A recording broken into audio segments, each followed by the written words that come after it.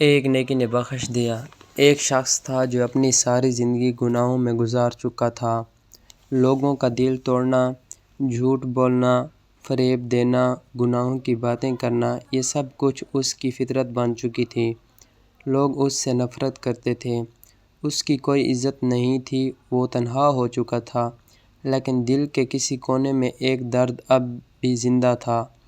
ایک رات وہ خاموش بیٹھا آسمان کو دیکھنے لگا، آنکھوں میں نمی تھی، لب ہلنے لگے۔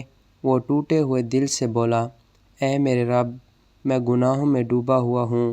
میں نے ساری زندگی تیری نافرمانی کی، تیری باتیں سن کر بھی انجان بن گیا، لیکن اب دل تھک گیا ہے۔ کیا تیری رحمت میرے لیے بھی باقی ہے؟ کیا میں تیرے دروازے سے لوٹا دیا جاؤں گا؟ یہ کہہ کر وہ رو پڑا اور سوتے سوتے آنکھ لگ گئی۔ اسی رات حضرت موسیٰ علیہ السلام کو اللہ کی طرف سے وحی نازل ہوئی، اے موسیٰ، فلاں بستی میں میرا ایک بندہ ہے، وہ گناہوں میں ڈوبا رہا، لیکن اس نے ایک نیکی کی جو خالص میرے لیے تھی، میں نے اس کے تمام گناہ معاف کر دیے ہیں۔ حضرت موسیٰ علیہ السلام اس بستی میں پہنچے، لوگوں سے اس شخص کے بارے میں پوچھا۔ سب نے کہا، اے نبی اللہ، وہ تو سب سے برا انسان ہے، اس کے پاس نہ دین ہے نہ اخلاق۔ حضرت موسیٰ علیہ السلام نے اسے بلایا، وہ آیا، نظریں نیچے تھیں، دل میں شرمندگی تھی۔ حضرت موسیٰ علیہ السلام نے نرمی سے پوچھا، تمہیں اپنی زندگی میں کوئی ایسی بات یاد ہے جب تم نے دل سے کوئی نیکی کی ہو؟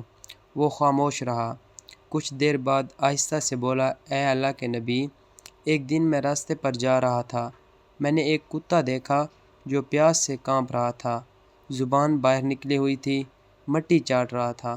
میرے دل کو کچھ ہوا، میں نے اپنی چادر پھاڑی، اسے کنویں میں لٹکایا، پانی نکالا اور اسے پلایا، میں بس یہ نہیں چاہتا تھا کہ وہ مر جائے۔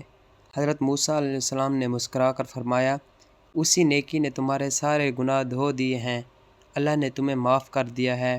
یہ سن کر وہ شخص زور زور سے رونے لگا، سجدے میں گر گیا۔ اسی دن سے اس کی زندگی بدل گئی، اب وہ نیک لوگوں کی صف میں شامل ہو چکا تھا۔ عبادت، عاجزی اور سچائی اس کی پہچان بن گئی۔